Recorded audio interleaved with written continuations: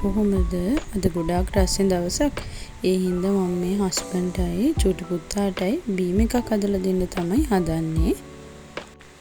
හස්බන්ඩ්ට beam එකක් බොන්න ඕනේ හින්දා මෙයා ස්ප්‍රයිට් එකකුත් අරන් ඇවිත් මිංචි කොලත් ගෙනත් තිබ්බා. ඉතින් හදලා දෙන්න මේපේ.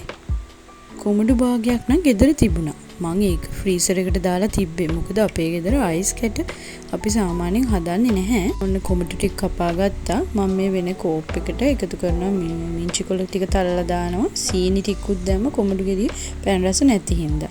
ඒකටම අපේ ගෙදර තියෙන ඉඟුරු කුඩු. ඉඟුරු කෑලි නැහැ තලන්න. ඉඟුරු කුඩු ටිකක් දාලා දැන් මම හදන්නේ ඒ ටික වෙනම තියලා ඒක වෙනම දිය කරගන්න වතුර චුට්ටක් දාලා. ඕනනම් අපිට කොමඩු ටිකම දාලත් පුළුවන්.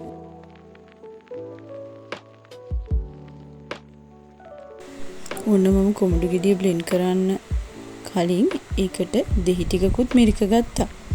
එතකොටනේ රසය එන්නේ. දෙහිත් එකතු වෙන්න ඕනේ. ඉතින් දැන් ඒක බ්ලෙන්ඩ් කරනවා.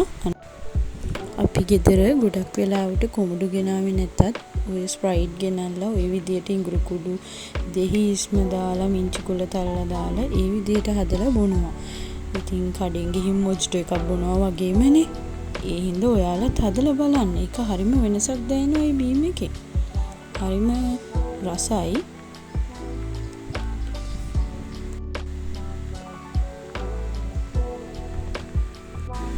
කොමඩු බ්ලෙන්ඩ් කරාට පස්සේ ඒක පෙරා ගන්න ඕනේ.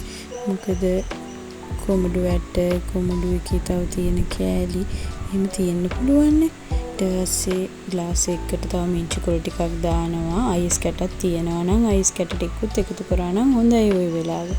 ඊට පස්සේ පෙරාගත්ත අර කොමඩු ජූස් එක මේ කප් එකට දාලා මේ කප් එකක් ග්ලාස් එකට දාලා ඒකට අපිට පුළුවන් ස්ප්‍රයිට් දාගන්න. ඒක ඉතින් තමන්ගේ අවශ්‍යතාවය අනුව තමයි මේ ප්‍රමාණය වෙනස් වෙන්නේ. රස වුණ විදිහට දාගන්න පුළුවන්. ඊට පස්සේ ඉතින් ලස්සනට සර්ව් කරන්නත් මිංචි කොළ තියෙන හින්දා සරසලා ගත්තාම හරි. ඔයාලත් මේ විදිහට හදලා බලන්න. රස්නේ දවස් වලට නම් නියම බීම එක.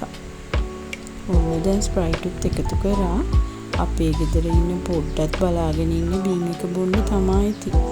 තාත්තා වගේම ඉතින් පුතා දෙන්නටම ඕනේ බීම බොන්න තමයි.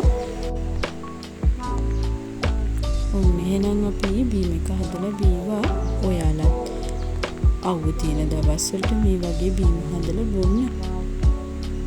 ඒක ඇඟටත් හොඳයිනේ. එහෙනම් ආයෙත් වීඩියෝ එකකින් හම්බෙමු. සබ්ස්ක්‍රයිබ් කරලා තියාගන්න අපිව.